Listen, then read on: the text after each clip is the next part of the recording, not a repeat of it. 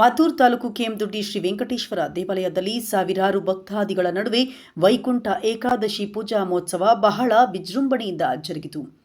ವೈಕುಂಠ ಏಕಾದಶಿ ಪೂಜೆ ಪ್ರಯುಕ್ತ ವೈಕುಂಠ ದ್ವಾರ ತೆರೆದು ಪೂಜೆ ಮಾಡಲಾಯಿತು. ವೈಕುಂಠ ದ್ವಾರದ ಪಕ್ಕದಲ್ಲಿ ವಿಶೇಷವಾಗಿ ಶ್ರೀ ಲಕ್ಷ್ಮೀನಾರಾಯಣ ಮೂರ್ತಿಯನ್ನು ಪ್ರತಿಷ್ಠಾಪನೆ ಮಾಡಿ ಬರುವಂತಹ ಭಕ್ತಾದಿಗಳಿಗೆ ವಿಶೇಷ ದರ್ಶನ ವ್ಯವಸ್ಥೆ ಕಲ್ಪಿಸಲಾಗಿತ್ತು. ಶ್ರೀ ವೆಂಕಟೇಶ್ವರ ಮೂರ್ತಿಗೆ ವಿಶೇಷ ಆಭರಣಗಳಿಂದ ಅಲಂಕಾರಗೊಳಿಸಿ ದೇವಸ್ಥಾನದ ಸುತ್ತ ವಿವಿಧ ಬಗೆಯ ಪುಷ್ಪಗಳಿಂದ ಶೃಂಗಾರಗೊಳಿಸಿದ್ದು ದೇವಸ್ಥಾನಕ್ಕೆ ಬರುವ ಭಕ್ತಾದಿಗಳ ಗಮನ ಸೆಳೆಯಿತು.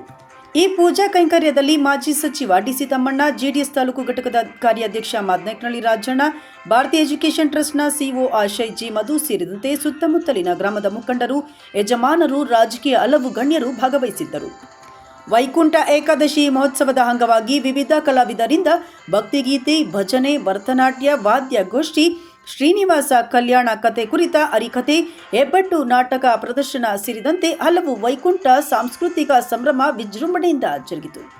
ಭಾರತೀನಗರ ಸುತ್ತಮುತ್ತಲ ಹಳ್ಳಿಗಳಿಗೆ ಕೇಂದ್ರ ಸ್ಥಳವಾಗಿರುವುದರಿಂದ ಸುಮಾರು 25,000ಕ್ಕೂ ಹೆಚ್ಚು ಭಕ್ತಾದಿಗಳು ಸರತಿ ಸಾಲಿನಲ್ಲಿ ನಿಂತು ದೇವರ ದರ್ಶನ ಬೆಳಗ್ಗೆಯಿಂದ ರಾತ್ರಿ 9 ಗಂಟೆವರೆಗೂ ಪಡೆದರು.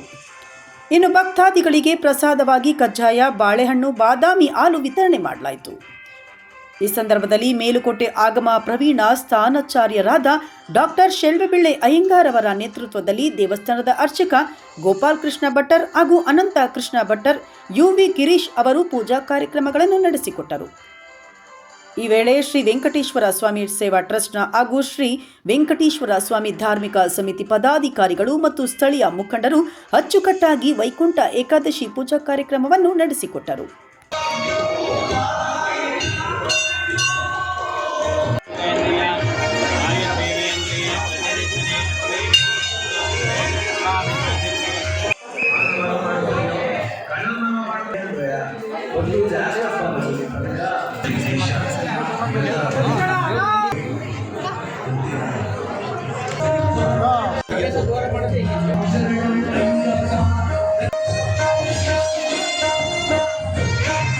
ಬಂದ್ಬಿಡಿ ಈಗ ಸುಂದರ ಹೇಳ್ಬೇಡ ಚಾಡಿಸ್ತಾಗ ನೋಡ್ತಾರ.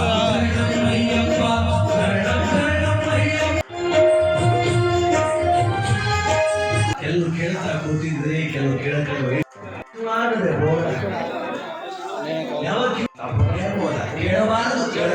ಶ್ರೀ ವೆಂಕಟೇಶ್ವರ ಸ್ವಾಮಿ ದಿವ್ಯ ಕ್ಷೇತ್ರದಲ್ಲಿ ನಾವಿದ್ದೀವಿ.